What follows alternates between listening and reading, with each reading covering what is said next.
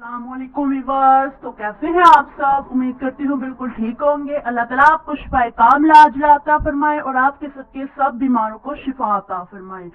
तो व्यूअर्स, जैसा कि सब आप जानती हैं कि गर्मियां शुरू हो गई हैं। गर्मियों में बच्चों को बहुत दाने निकलते हैं, छोटे छोटे दाने, बारीक दाने, जिसको पित्त बोलते हैं, वैसे दाने निकलते हैं।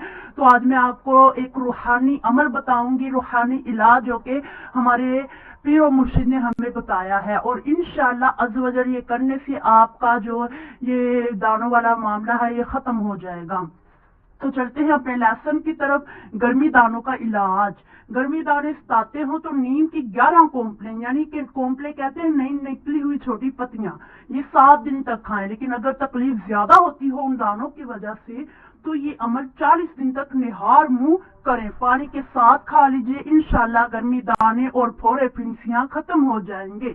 अगर गर्मियां शुरू करने से पहले ही 30 दिन तक ये कोर्स कर लें तो इंशाल्लाह गर्मी दाने निकलेंगे ही नहीं।